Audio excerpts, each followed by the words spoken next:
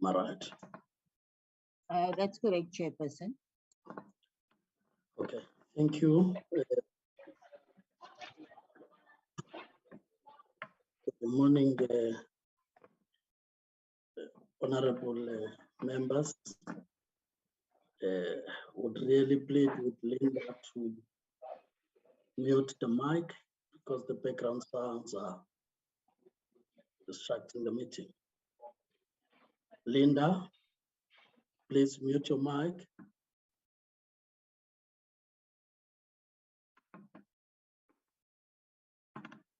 Morning, honorable members. The department, I've not seen if we have the minister already in the meeting or not, but would have expected the minister at some point to join the meeting. The department entities that are coming before us, civil society, people on the platform, and those handling the media, that ensures that fellow South Africans who are following deliberations of this committee are able to do so. Fellow South Africans in general who please take interest in the work of this committee. As Ajira, you'd be flighting the notice convening the meeting. I would then at the same time just deal with the formalities purely as a reminder, honorable members, that the rules that apply to the House and committees on virtual platforms would apply to this meeting. First, just to remind ourselves that at all times we have to ensure that our mics are muted, the video cameras off, so as to ensure the smooth running of the meeting. Up until you are recognized by the chairperson for you to speak, it is at that point that you would be unmuting your mic and switching on your video camera. In case of connectivity challenges, please do indicate so that we also allow you to switch off your video camera and proceed from that point. This would also apply to members who may want to raise point of orders, that you would not unmute your mic in terms of the rules until you have been recognized by the chair to proceed to speak. In that case, you'd raise the point of order. But as a guide, we are advised as members not to raise unnecessary point of orders that may lead to the collapse of the meeting on this platform. For all participants on the platform, they will also have to adhere to the same. Sometimes your mics must be muted and video camera off. This includes at the time when you may have lost connection and reconnecting to the meeting, that you ensure at all times that as you reconnect to the meeting, your mic is muted and your video camera is off. This takes into account the sensitivity of the mics, that they can pick up background sounds which may disrupt a speaker that may be on the platform at the time. So if we can just keep to those, it will be very helpful. But I think more importantly, the general rule is that you speak through the chairperson who recognizes all the people who have to speak. So in that way, the meeting is properly led. Those would just be the formalities, honorable members. As I said, we have an indication that we have got the numbers to proceed with the meeting. However, we do need to recognize apologies that may have been received by the meeting. And in that score, I would ask from the committee support for those apologies that would have been formally received. Good morning, Chairperson. We received an apology from the Deputy Minister. The Deputy Minister has a family emergency. Thank you, Chair. Thank you. Am I leaving any other apologies from members that may have not reached the office, which was supposed to reach the office?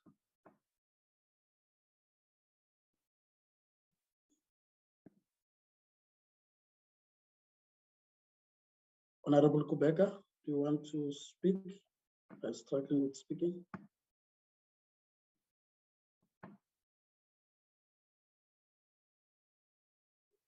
Am I audible or I've been taken out of the system? We can hear you, Chairperson. Okay, we can hear you. Yes, yes. I thought Honorable Kubeka wanted to speak with regard to apologies for formality. And then maybe was struggling to get through. I was checking on that.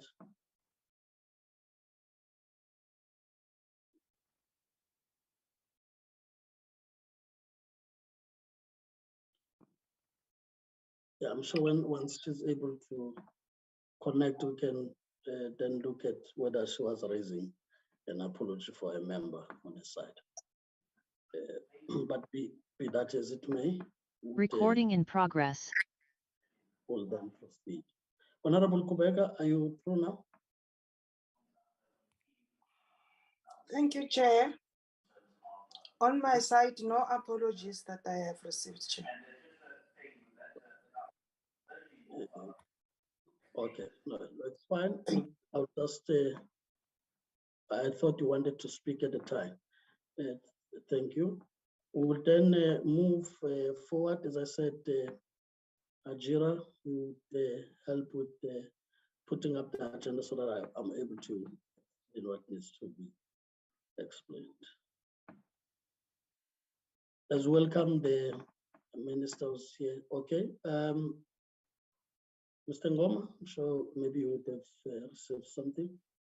Mr. Ngoma, is your hand up? Yes, good morning, Chair, morning, honorable members and guests. Chair, just as you were talking, I received an apology from Mr. Madish. He has a challenge. Actually, his gadget was apparently stolen, so he's unable to connect. But he just indicated his support for an agenda item, but I think I will talk to the chairperson when we get to that last item. He had something to say there. Thank you, Chair. All right. No, thank you, Mr. Ngoma. As I said, we would note the apologies as we receive them for record. Can we then proceed in that way? That, as I said, I wanted to firstly recognize that indeed, whilst the Deputy Minister would have put an apology, we do have the Minister herself having joined the meeting. Honorable Minister Chaveni, you are recognized that you are in this meeting as we would have just opened. I'll just talk briefly to the agenda, and I'm sure you'd have received, honorable members, the notice. One being a briefing by USAASA, USAF on non-achievement of targets, followed by briefing by SAPO on its turnaround strategy and financial status and all outstanding issues. Then we'll take what I would call committee items, which will be just adoption of outstanding minutes. And the last one would be adoption of reports, which reports relates to vacancies in the SABC board, the MDDA board, and the ICASA council, of which reports would have been circulated to members well in advance. But given the request made by the department and the ministry, we would have applied in terms of the rules, to have this meeting partially closed, as would deal with matters of commercial sensitivity as we look at the turnaround strategy for, of course, would allow, once we get to that item, detailed presentation so as to allow members to get information before them, but also apply their minds in making proper observations and recommendations that we need to take forward. And of course, partial would also mean that as we get back before the adoption of minutes, we would be able to relate to South Africans on our brief observations, as well as our recommendations as the committee as it relates to the said item. So I just thought it's important that one speaks to that right in the beginning. The first item, which will also be the case in the second item, give first the minister to do an overview, which also presents an opportunity for the minister to take the committee into confidence on any matter which is of a public interest, just to keep the committee abreast on those matters, and therefore outline how they would want to approach the presentation. It's my submission in all the meetings that necessarily members would have gone through the presentations that have been received. As I said, except for B, which would be a detailed presentation once we get to that item. But the other items would have been circulated to members well in advance, giving them an opportunity to go through them and be able to prepare for relevant inputs that they would want to make. So for that reason, would not be expecting a very long presentation, except to highlight the points that the minister and the entity may want to outline, given how they would want to approach the presentation. So for that reason, I would give Minister 25 minutes on that item, and we will then take up a discussion immediately on that item, so that when we get to item B, would also float the people from the entity and those that may need to go and do other work as we get to that item. So that's how we're going to approach the meeting. I hope that clarifies the meeting, as well as the minister, who I am going to give an opportunity to speak to the committee right now. I take it that, Honorable Minister, you are ready to speak to the committee, and I want to recognize you to speak to the committee. You can then proceed from this point. Thank you. Over to you. Thank you, Chairperson, and good morning to members of the committee for the opportunity to present the performance reports of both USAASA and the turnaround strategy of SAPO. Maybe before we proceed, Chairperson, I need to indicate significant events are underway in our country. We have the auction of spectrum that is about to be concluded. I think the last round is resuming today. And from the reports from the last week, the auction has proceeded well. The estimates that we had indicated we're going to raise for the National Revenue Fund has been exceeded. We are hoping with that there will be generosity from the National Treasury on funding some of the programs of the department, as it has happened in other countries where auctions were undertaken, that there was a reinvestment in the sector to make sure that the sector continues to grow. Chairperson, also yesterday, the case between ETV and the Minister of Communications and Digital Technologies around the analog switch off date or broadcast digital migration commenced, and we remain confident of our case. we are being supported by ICASA on the case and also Vodacom on the very case. And we need to also bring to the attention of the committee that there have been misinformation by a coalition called Safe Free Air to Air TV in South Africa, which their coalition, what they're peddling is misinformation at best. And if I was allowed to say they are lying at worst, I would use that term. But I know it may not be parliamentary to use that term. But they were claiming, last week, they were claiming that 14 million South Africans will not, are going to be switched off and not have access to TV. And that is not correct. Because in South Africa, we have, if we use SSA, we've got over just 14.5 million TV watching households. If we use other market estimates, if there's growth, they're expecting that the growth has led to 15 million TV watching households. Therefore, the issue of 40 million is not there. Even with that, 11.5 million South Africans are already watching TV on satellite TV. But also with the advent of VOD or video on demand and over-the-top television, which is commonly known as OTT, South Africans are also watching TV and following news on their devices, and it accounts for the number.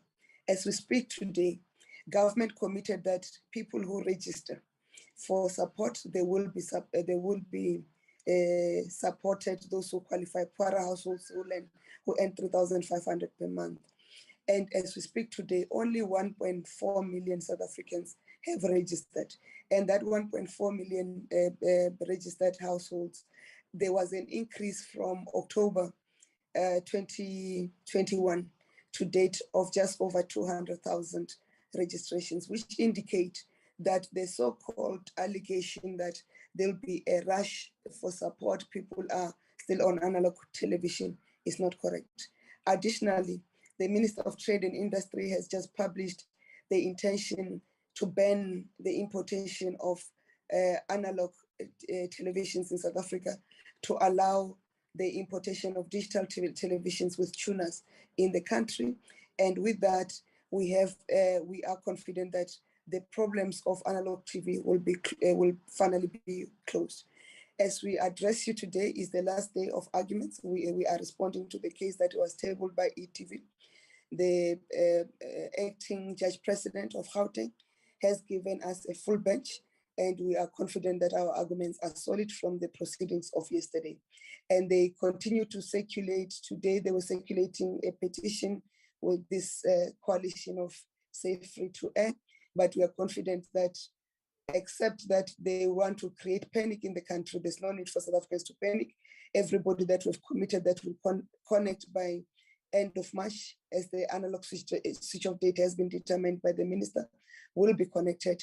And those that we said will connect after the analog switch off date, which are those who have applied after the 31st of October 2021, will do so within 3 to 6 months of that connectivity, but of that switch off. But we will endeavor, because the numbers are not high, to complete that in a most shortened period. That is just on what is happening in the country. As I take the portfolio committee to the issue around USAASA, you have requested us here, Chairperson, to come and present the performance of USAASA and USAF, in particular the non-achievements of target. And in particular, there are 3 areas that USAF and USAASA do not achieve their targets on. One is the broadcast digital migration, and 2 is the broadband connectivity, and 3 is the reduction of a wasteful and a fruitless expenditure and also irregular expenditure. On the first 2, I must take you back to the briefing I just gave you now. On the broadcast digital migration, when we took over in August, we realized that the project has stalled and there were a lot of lawsuits that were going on. We then opted to go to cabinet to change the model, to deploy a model that will allow us to complete the migration in the quickest of times. Cabinet on the 29th of September approved a new model, which is the integrated and managed model for broadcast digital migration and analog switch off. It changed how we had initially planned to execute the the broadcast digital migration, and wanted to run simultaneously across all provinces, and also wanted to use mainly resources that are from our state-owned entities. And because Centec was appointed as a provider, it allowed Centec to ramp up the capacity from of installers from October to November, from October to early January. Centec was under the process of installing, ramping up additional capacity, but we proceeded to switch off the provinces of Free State, Northern Cape, Northwest, Mpumalanga, and Limpopo in February. The two were last switched off in February. With that ramping up of capacity, we had moved from a capacity of just 285 installers and up the capacity to, at some point, to just over 5,000. At some point, the capacity was between 7,000 and 8,000 of installers, which allowed us to then more than double up the number of installations we're able to do today. As we speak, we are implementing installations in the provinces of Gauteng, Western Cape, Eastern Cape, and KZN, with the timelines that we are going to complete for the analog switch off or the end of dual elimination by the 31st of March 2022, as pronounced by the President and gazetted by the Minister. But that change of the model, I need to concede that we did a lapse on our part, both as a department and the board of USAASA and USAF, that we did not come to retable the APP, because ordinarily on that, we should have come to yourself, to Parliament, and retable the APP to reflect the model that has been implemented. But it has been because USAASA has been hard at work to make sure that the targets that we said we're going to achieve, which we undertook to Cabinet, which we had shared with this portfolio committee, were achieved. I must also indicate the hard work that the board and the management of USAASA have been doing to make sure that where we needed deviations to get certain approvals, the deviations were granted. In addition, USAASA was supposed to also do a voucher system. We opted not to do a voucher system, but to get SITA, our other state-owned entity, to develop an application, an online application that South Africans could apply for support using it and be given feedback through it. It's called the STB registration, and that system will allow us to expand, also to give us a view of a single view of an indigent South African, and it will allow us to move into the big data system. This was very good for us, and SITA indeed completed that on time. From January, in addition of using post offices to register people, we are also using the online system. The online system does not only use smartphones, it also uses feature phones. And the challenge that we are discussing, and we'll get advice from Parliament, whether we can retable the adjustments of that, because the term has not ended, because there was performance, because it's going to affect the performance of staff in terms of what they've achieved in actual fact and what was written in paper.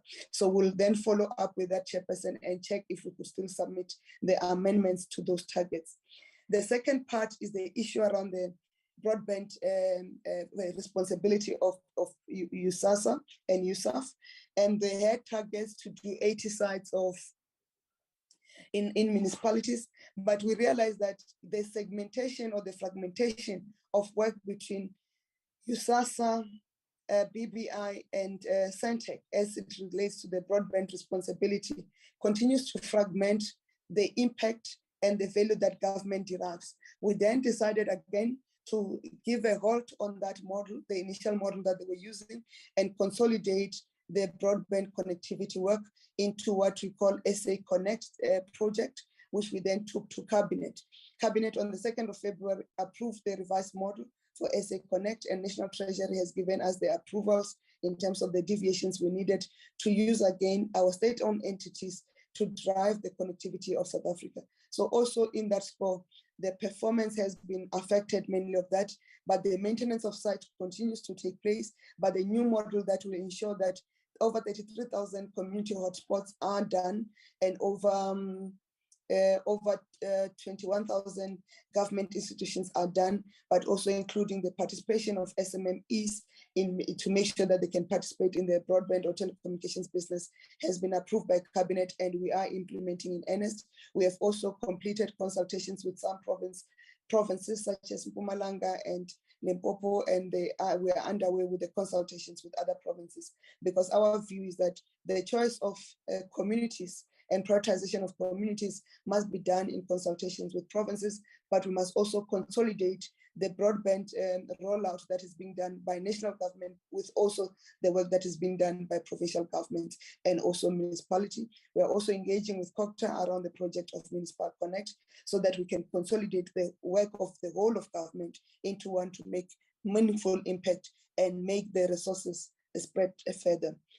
So we can, as a department, account that the performance on the non-achievements of targets on broadband and on BDM on the part of USAASA and USAF is not their doing, but that non-achievement on targets on paper in the APP does not reflect the achievements that the country and the department with the work of USAASA and has achieved, and will request to retable the targets in line with what has been revised and the model that we've used and approved by Cabinet. The last two issues, Chairperson, is the issues around fruitless and wasteful expenditure, that we deem that the organization explanations on why they did not achieve the reductions are not acceptable, because in one instance, they're talking about appointing an investigator, and our view is that you reduce those on investigator when you want to clear them off. But acquiring new fruitless and wasteful expenditure is the work that you continue to do. But also the explanation that they do not want to use an internal auditor because employees were not happy. It doesn't wash, because it's not the responsibility of employees to decide who investigates. It's the responsibility of management and board on who investigates. You cannot choose your own investigator. If there's an issue around fairness, when the investigations and reports are there, people are given an opportunity to dispute the reports that are there with factual evidence, and we do not accept it ourselves on the analysis of both their reports. And similarly, this applies to the issue of irregular expenditure. With that, Chairperson, I think I've covered in overall the reports as submitted to the members. And we deem that there's no need for additional presentation, we can take questions on the matter of USAASA and USAF. Thank you.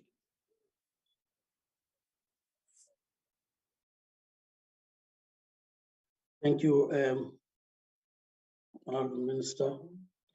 As I said, honourable members would then be directed from that side as to how they are approaching the presentation, on the basis that members have had an opportunity to go through the presentation. At this point, we would now take those members who would want to ask questions or make inputs with regards to the presentation on USAASA, as well as some of the points that the minister may have taken the committee into confidence on, as they are of public interest. May I then get hands from members who would want to comment?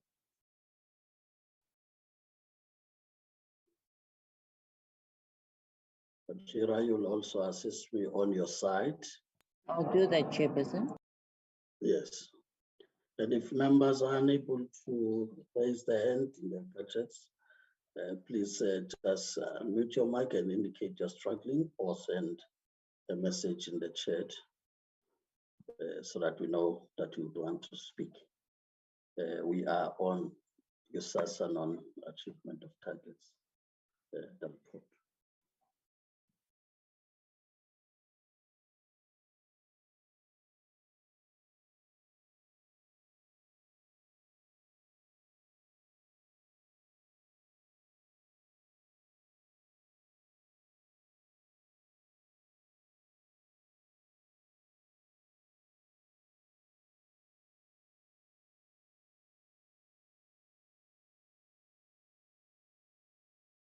Am I the only one in the meeting? Or am I out of the meeting? Oh, we're or here. I'm out of the meeting. Because I wanted Oh, to we're be here, sure. Chair. I have asked for members to make inputs at this point, not after the item on SAPO. So we want to take up this item now, close on it, so that when we get to that other item, we do not come back to this item.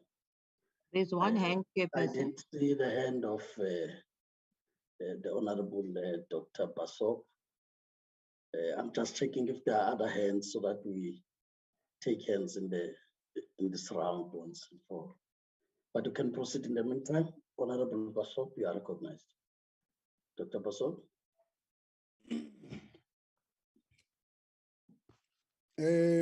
Thank you very much, Chairperson, honorable members, the ministers and the officials that are here. Good morning, everybody. Chairperson, we appreciate the presentation from the minister, and also we appreciate the progress as well as the improvement that are there within the NDT. Of course, again, we identify the challenges that are there. Then also, Chair, we as a committee were impressed by the fact that the minister is saying to us, as the department, they are not accepting the explanation that was given by the NDT in as far as the question of on irregular, fruitless and wasteful expenditure, because apparently the reasons put forward were not satisfactory. But again, Chair, what is not clear out of that, now that the department or the ministry is not accepting the explanation, what should be the next step? Because, Chair, in situations of this nature, in terms of the Public Finance Management Act, there should be a consequence management, even if there are other processes of, in as far as the question and investigation is concerned, but which I believe is not a problem. But in the meantime, what is it that is being done? And especially if the ministry is not happy about the situation. Thank you very much, Chairperson. Thank you, Honorable Dr. Basok. I see Honorable Bodlani. Thank you, Chairperson, and to the meeting and the Minister, good morning. We thank the Minister for the presentation. I understood the Minister to say that the organization Safe Free to Air TV is peddling misinformation. What I did not understand is what is being done to nip in the bud that misinformation, because if the minister is giving us figures the way she has presented the figures, then theirs is not for information to be going out. I'm not sure if I understood, if she did elaborate on what her, we do not want any distractions to the project of broadcast digital migration or any other project of the department, as it were. Chairperson, I'm going to switch off my camera. Apparently my network is unstable. I have 2 more questions. And the second question is, the minister spoke about if at all there is a possibility that the 31st March deadline is missed for the digital broadcast migration, there would be an additional 6 months. What would be the financial implications of that? And according to her, what would be the biggest challenge that poses risk to the department, possibly not migrating everybody by the 31st of December? And the last question is, how accessible is the STB registration to the to communities and residents of the country? Thank you, Chairperson.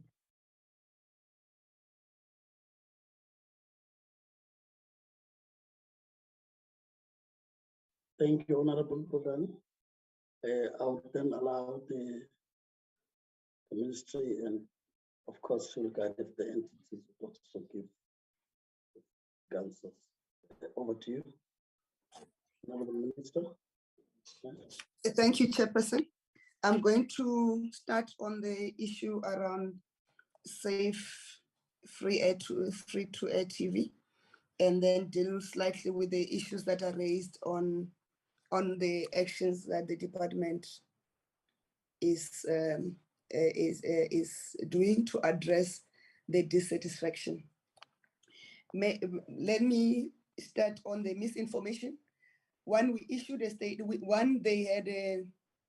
we issued a statement. We did the infographics, which were circulating on social media.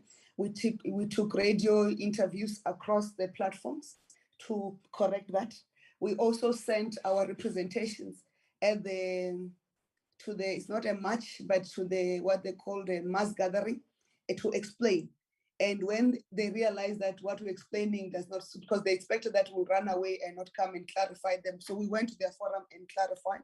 Our project manager was there to clarify the people who gathered with facts. And they had threatened that they were going to picket at the court. They didn't picket. But also because the matters are being ventilated in court and is being followed online, and I think also on broadcast, we're clarifying our issues on that platform. So we're using all the platforms to clarify, but also that's why we're also using this platform to clarify the South Africans that what they are being told to panic is not factual. And then Honorable Botlani raised the issue around the 31st of March missed deadline. No, we are not missing the 31st of March deadline. As we communicated in early October, on the 5th of October, we indicated that people who apply for support by the 31st of October 2021, they will be connected by the analog switch off date, which analog switch off date has been determined to be the 31st of March 2022. So everybody who has applied by the 31st of October 2021 will be connected by the 31st of March 2022. That target we are not missing. But there are people who did not apply by the cutoff date of October 2021, but also will not have applied by the switch off date. So to date, people who applied after the 31st of October, that means people who applied from the 1st of November 2021, they are over 200,000. And we're saying those people will connect them within the next 3 to 6 months. That's what we're undertaking to do. And we're saying because the number is not too big, we are then going to connect them earlier than the 3 to 6 months. It's just that because we needed to do approvals with National Treasury of other things, like for instance, we'll need to increase the scope and value of the contracts of installers. We'll then have to give a process of the approvals to take place after that number.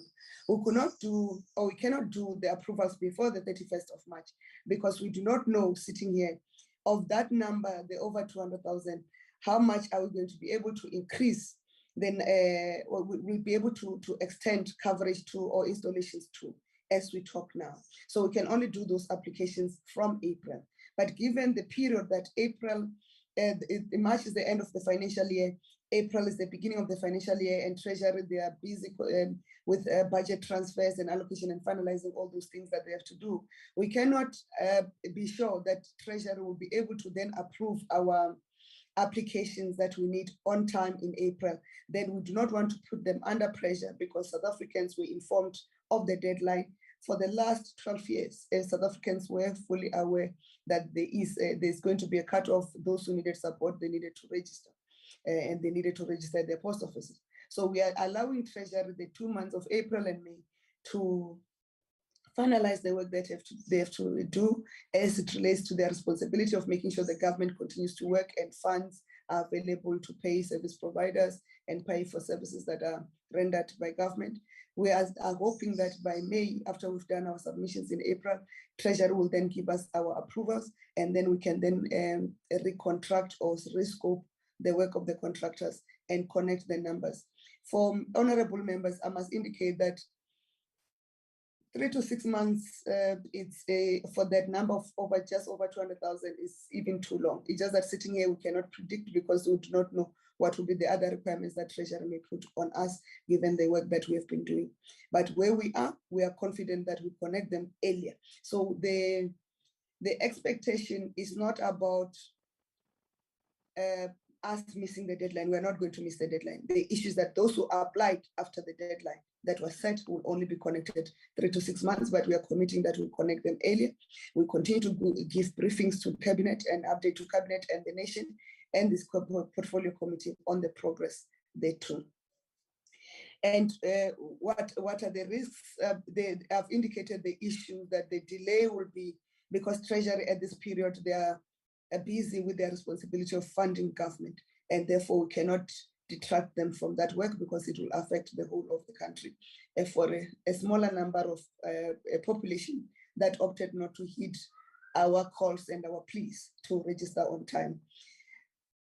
Big challenges, we have overcome our worst of challenges, which is the continuous negotiations or renegotiations of rates by service providers or installers. As we get into another milestone, we have continued to say what you have negotiated and signed for, it is what is applicable. And we are going, when we do the recontracting or rescoping, if we have to, we are going to then insist that is those who accept the price that have been offered, which is the current installation rate that is applicable. Thank you on that one. On the second question that Dr.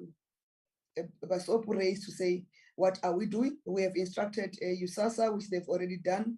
They've appointed investigators through the DPSA panel of investigators. They have assumed work on the 1st of March 2022, so that they can then investigate the causes of the irregular expenditure and fruitless and wasteful.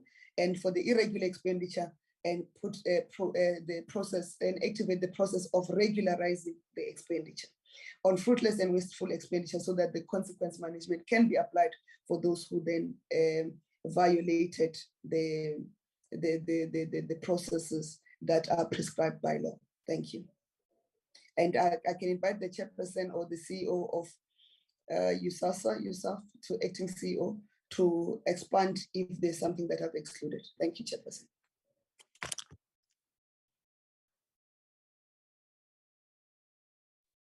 CEO. Good morning. Good morning, Chair. And thank you to the Minister. Chair, and unfortunately, I cannot open my camera, and I'll ask the acting CFO of USAASA to come in.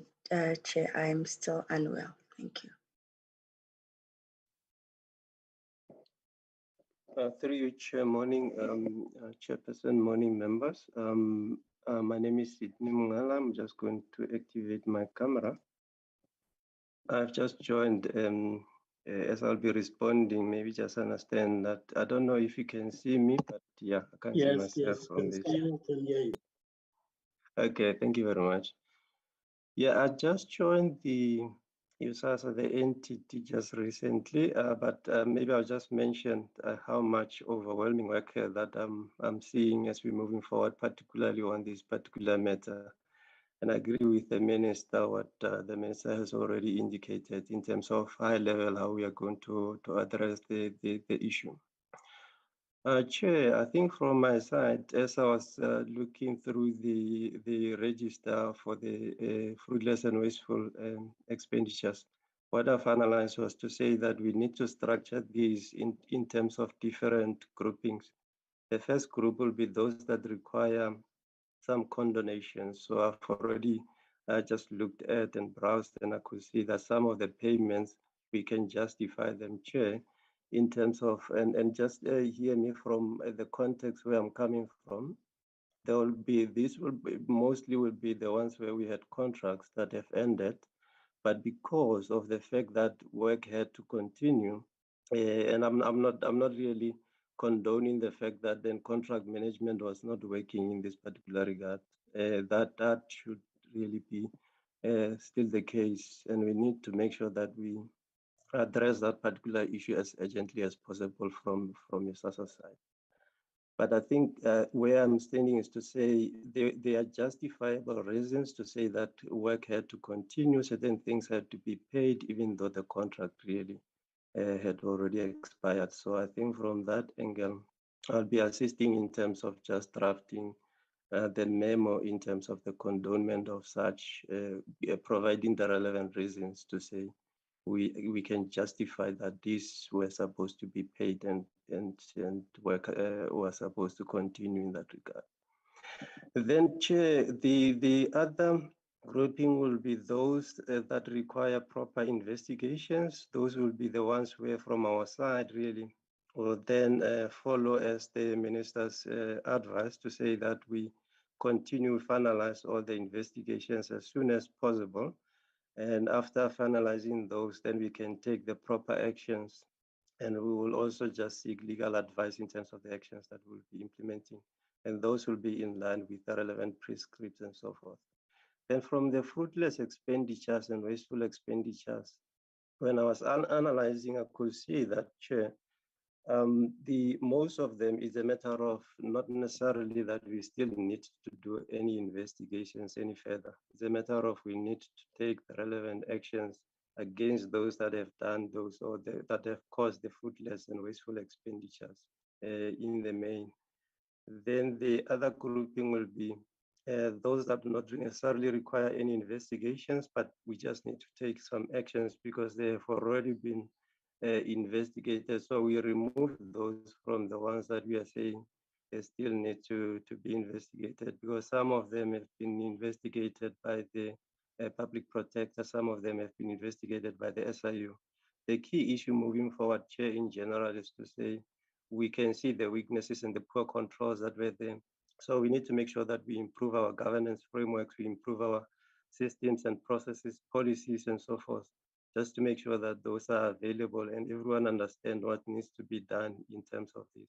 Remember when I was talking about taking action, some of the disciplinary actions might just be that certain people need training or other things that we can implement. Where we identify such, we will make sure that we take people for relevant training to understand what they are doing in the main. In general, also, we need to make sure that we enforce policies and compliance with the relevant systems and processes, because even if we have the policies and so forth, if we don't make sure that we enforce compliance and adherence to those, I think we will still have recurrence of this irregular and fruitless and wasteful expenditure. So moving forward, Chair, then we'll have the processes in place to make sure that we identify such things and we avoid them from happening from our side, even if I'm just going to be in USAASA for a time being, but I think when I leave them, at least the systems and processes should be there. Thank you, Chair. Thank you. I see that the board chair is raising her hand and did not score. I would allow, given that we're talking to also governance matters of the entity. No, thank you, Chairperson. Thank you, Chairperson. Good morning to you, Chairperson, and good morning to the Minister and the Deputy Minister. Good morning to everybody, members of Parliament and everybody in the meeting. Chairperson, because the Minister has mentioned that I must come in, I just wanted to emphasize the fact that we are working hand in hand with the ministers, the department, and also we have identified our mistakes as USAASA, and the USAASA board is I think is capable.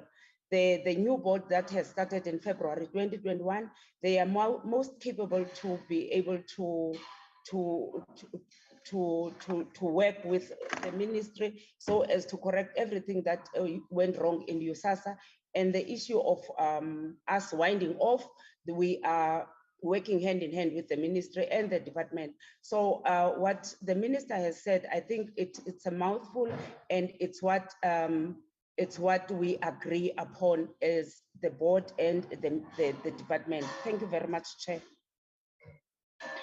Thank you to the board chair and your team. I think, honorable members, you would have received responses. I would want to check if there are follow-up questions.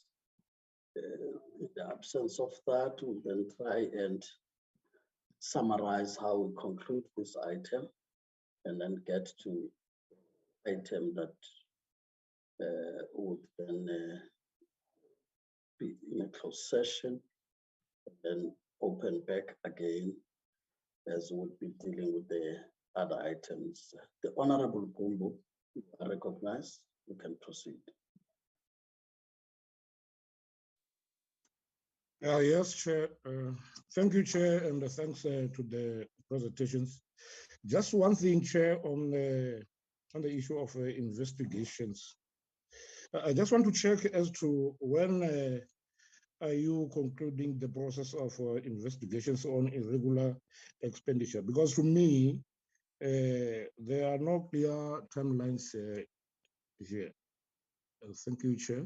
That was my question. Thank you, Honorable Gumbo. Get responses.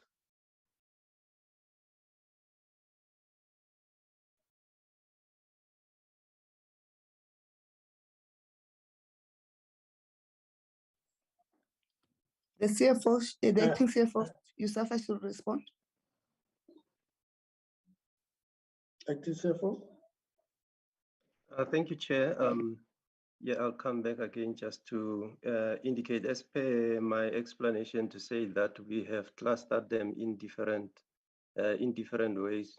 So, and when I was doing the analysis, just maybe to start a little bit backward, when I was doing the analysis, much of the amounts that are sitting in there, if we were to address the issue of the areas where we said we have justification why we had to continue paying, that is the larger part of the entire irregular wasteful expenditures that are sitting in there. The others being legacy issues. From my side, I think we have already met as a team in the entity where we have analyzed those to say we need to urgently make sure that the investigations are done and are being finalized. It's just that for now, really, I don't really have the relevant dates for the finalization of the different investigations, taking into account that we still need to allocate who's going to be investigating. But when we were discussing the matters, internal audit has also indicated that they are available to assist with some of the investigations that we need to do in the main. But I think, Chair, maybe if you allow me, remember I just joined them just recently. We'll come back back to the members with the relevant dates for the different matters, because we just need to make sure that we analyze them differently per matter, just to make sure that we are being advised as well by the different individuals who will be conducting the investigation as to how long it will take them. We just don't need to really give a blanket date for now. Thank you, Chair. Thank you. I'm not sure if there are additions from the entity. I take it that Honorable Gumbo, that's a legacy hand. You can lower it unless you wanted to follow up immediately. Okay, thank you. So may I just check if there are additions to be made? And maybe we can then wrap up on this item. What, you are recognized. Thank you. Thank you, Chairperson. Chairperson, if you remember, this has been been a long time not being investigated and not being taken control of. So the investigation has just started, as the minister has said. So the information has just been collected, started being collected. So the real date for the finishing off of the investigations we will not have now, because we have just started the investigation and we are on the right track, Chair. We will be able to give you, to update you with any information that we have in hand and any reaction that we are going to take as this entity towards the people that have done wrong in the entity. Thank you, Chair. Thank you, Chair. If you can lower the hand. Honorable members, I take it that you would have asked the questions and you've been clarified. I take it that, Honorable Minister, and your team, you'll be able to take back that indeed members would have made certain observations and they would have raised certain concerns amongst others. Would be that from the presentation, clearly there is a sense that besides the investigations that need to be done for prior years, but the trend has been that there has been a reoccurrence because the figures would have grown at some point. And that is about the control systems in the entity, which also needed to be looked at. And the other concern really is the consequence thereof on those that may have been involved, irrespective of the investigations that are yet to happen. But there's also concern that urgently does not mean timeline. It's important in an entity that is winding up, as the chair of the board, that now that you do have the investigators in place, surely looking at the work they will be dealing with, they should be able to give you a sense of their implementation and how then the timelines would be looked at, what milestones can you expect from that.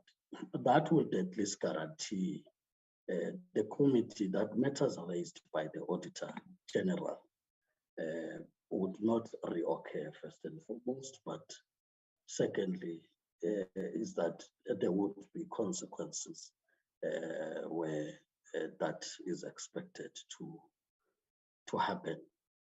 And I think going forward in terms of recommendation is really to ensure that the winding up process does not make it accountability for their actions as it has been raised by the Auditor General, which therefore says that the transition management, as the department looks at getting most of the work to the State Digital Infrastructure Company and the remaining work to be absorbed by the department, which is what is said to be the winding up process, that transition is managed properly, as there are still matters of accountability by the entity, so that its winding off does not leave other matters hanging. And I think as the committee would also be interested in seeing that plan of action, so that we are able to look at the milestones again on that, so that once that is now complete, we don't have to come back to this point. I must say, Minister, on the first point you've made, I think we are also very happy that you keep us abreast on what is happening, the legal side of things. It's always our approach that we allow such processes to take place and be informed accordingly. But because it's still underway, we'll be watching the matters closely. But thanks for briefing us on that. But I think as it relates to this part you've raised about free to air and how the consultations would have happened, I think what we can be able to send to yourself is our support, of course, for us to meet the deadlines on the switch off. But of course, guarantee South Africans that there would be nobody who would have challenges of accessing broadcasting in the period, especially those that may come later. I think there must be a way that the department puts up something that communicates that, give confidence to the people, and that we should not tire in engaging any interested groups, especially in taking it as an opportunity to communicate a proper message to South Africans, to allay their fears on what could be raised out there. So I think I would want you to leave with that as we this item, that yes, there's support, that this is long overdue. In fact, we have been criticized over years that we have not delivered on the billion. And we have said in the sixth administration that would not be part of the statistics, that we set targets, timelines, but we never get to implement them. And that will be able to deliver this time around.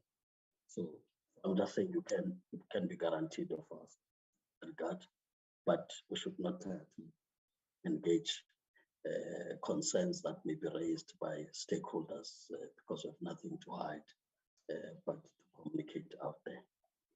Thanks for that. That's, I think, helpful. Honorable members, as I said on the other item, that's why we get a detailed presentation.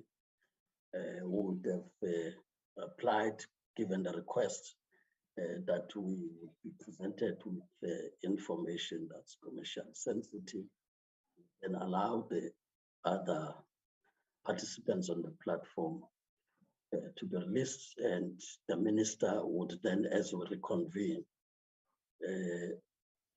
confirm those that are on the platform that they are as authorized and delegated to be in the meeting. If we can just do that quickly. So thanks, USAASA, board and the entity executives, as well as other members of society. But please ensure you reconnect when we get back, and would indeed make the observations and recommendations of the committee as far as the item is concerned to be also publicly known. Because there's really nothing to hide except to ensure that we also protect the integrity of the information presented in a way that also protects the entity. And I hope there is an understanding in that regard. Thank you. So we will be helped by the Service Minister in identifying. Yes. Is that Ajira? I'm here, Chairperson. Yes, Ajira. No, it was not me, Chairperson. I think it was Lani. All right, thank you. Would then allow, but the members would stay on. As I said, the minister will then confirm the delegation as we get it. Honorable Malatsi.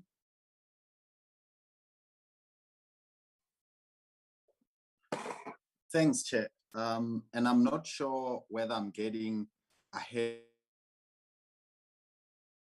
But because I was just following what you just said, I thought that perhaps there would be a discussion on that document that was sent to the committee yesterday, because it seems to be ambiguous in terms of the direction around this discussion that's going to take place. So I don't want to get into what I would have wanted to say without getting that direction from you. Hence, I'm asking this clarity before we can get into the full discussion, because my reading of it, particularly in terms of the advice, which would then provide the direction of how we proceed with this particular briefing, seems to be ambiguous. And I thought, there would be a brief discussion on it before we get into the presentation. Can you just provide direction on it? Okay. No, thank you, Honorable Malatsi. Because the matter would be discussed in the closed session, we'll start from there But the reason we allow a detailed presentation, it's exactly to also check if the document would have been probably highly sanitized, if I were to put it in that way, as compared to the matters we would want. So the presentation should then help us to close those gaps. Like you said, you'll probably be ahead of the discussion, and maybe let's allow the other people to go off, and then we are able to indicate how we are approaching the presentation as we'll get to the item itself. I'm not sure if that assists you. No, Chair, I will take your direction on this. It's fine. Thank you. We'll just be assisted by the committee support in terms of ensuring that we have the people that have been authorized to be in the session. And then you'll indicate if we are ready to start. Good day, Chairperson. I'm still working with the department. There's still a few people online that shouldn't be here. So we'll just remove them, but I'm just working in conjunction with the department now. Thank you. Chairperson, I will also request that the YouTube streaming, it should be stopped because it will be public for that when we start the discussions. Yes, we'll start at 10, so we'll just, sorry, at 10 past 10. You'll just, in the meantime, we'll just allow you to do the cleansing, including, as I said, our committee support, just to ensure that the meeting indeed remains a closed session until we reconvene it back to public again.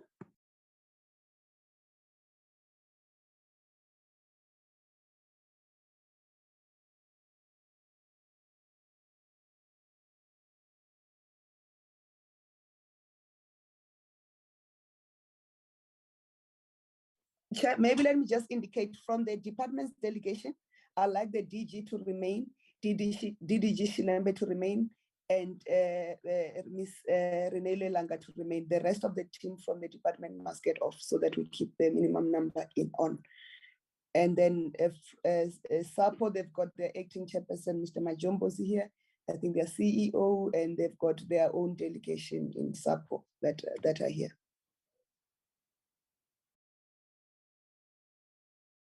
Then get maybe SAPO to confirm that their delegation is as required on the platform.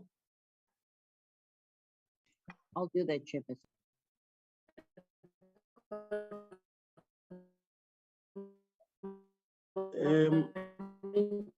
Unless it's me alone, yeah, but it would appear that the CEO of SAPO has got connection problems.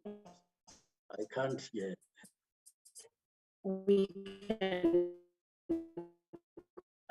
I can't hear. As I say, unless it's me alone, but yeah, it seems the line is not good.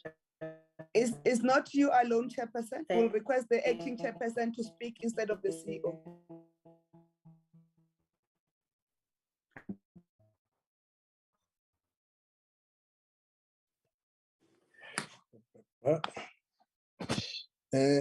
Good morning, Chairperson. Good morning, Minister. Good morning, honorable members, and good morning to the colleagues as well who have remained.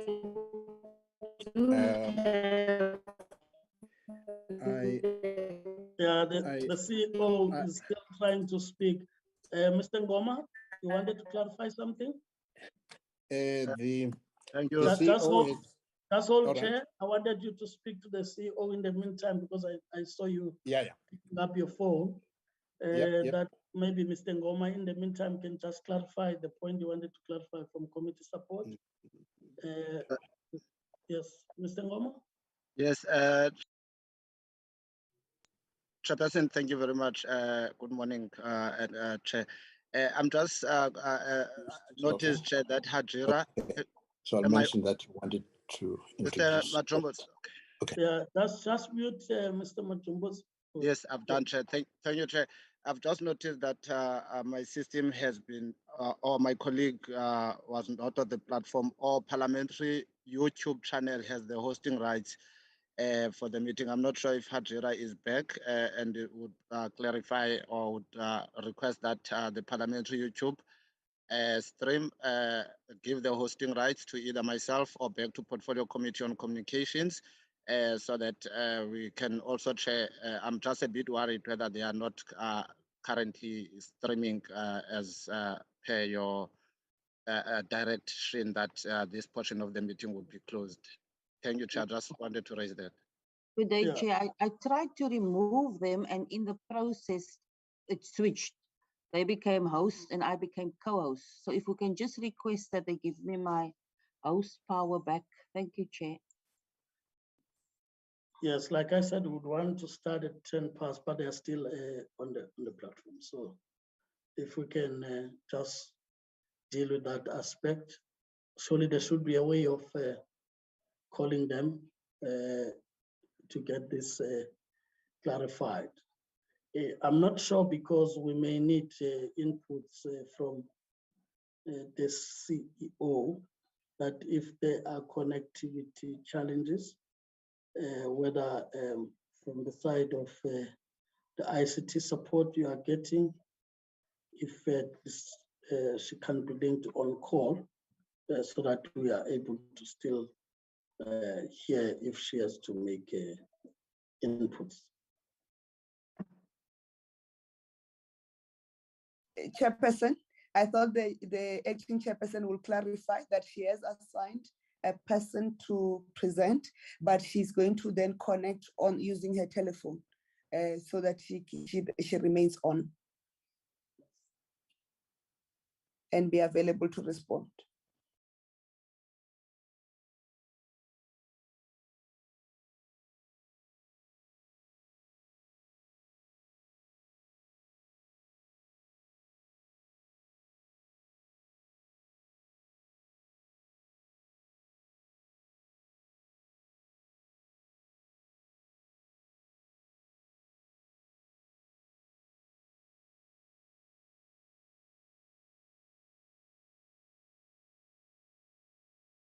Fine. Okay, sure.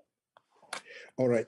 Sorry for the delay. The chair, I've just spoken to the CEO. She will connect through the phone, and she's happy with the meeting proceeding with the introduction of the presenter, who would be Geert, acting strategy general manager. She will then be able later on and probably also give an opportunity to the acting deputy chair to just address a few reflections on the strategy.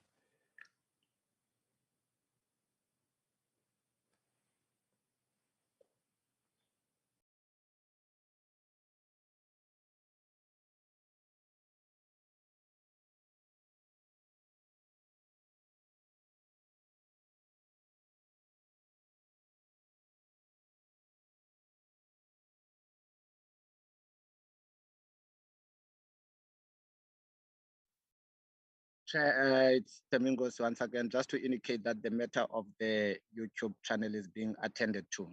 Thank you, Chair.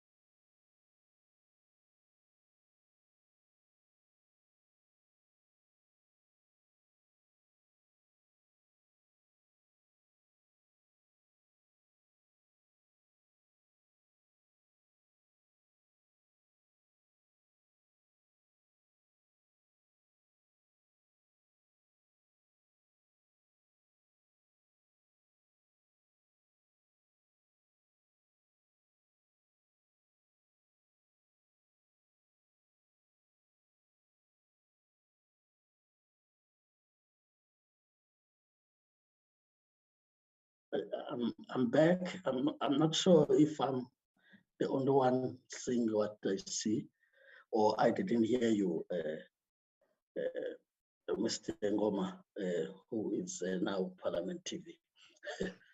I just want to show off the YouTube one that is no live streaming of questions.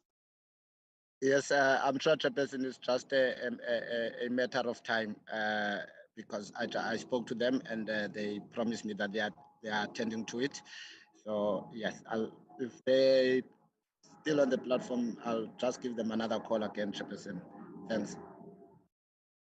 As I say, unless it's on me, on my side, they are still on the platform.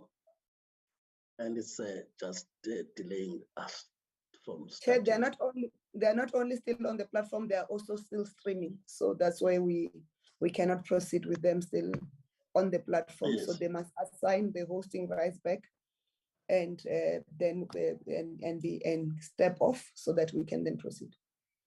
Okay.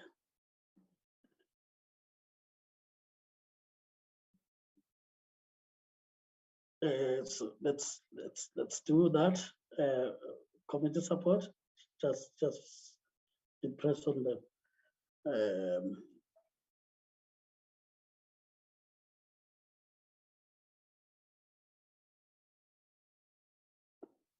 I thought as calls you could just remove them.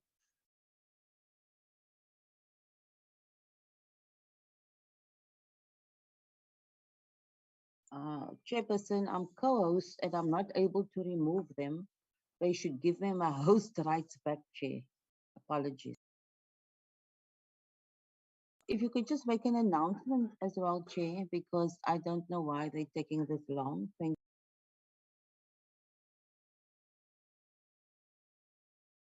you. It's been sorted, Yeah, Chair. I'm the host again, Chair. Sorted, yeah, it's sorted now. Okay. I think that